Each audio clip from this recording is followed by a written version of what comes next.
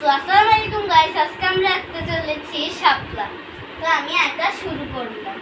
প্রথমে আমরা একটা ইউ দিব। ইউ দেওয়ার পরে আমরা এরকম করে একটা এরকম দিব, এরকম করে। তারপরে আমরা এই দিক দিয়ে একটা এটা দিব, তারপরে এরকম করে দিব।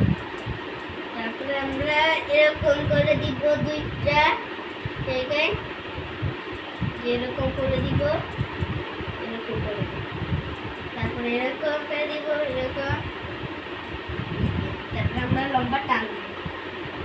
তারপরে এখানে আমরা পানি দিব, পানি না দিলে তো সুন্দর লাগে না। তারপরে এই যে এই জায়গায় একটা ডাল দিব। তারপরে এখান থেকে একটা এরকম করে দিয়ে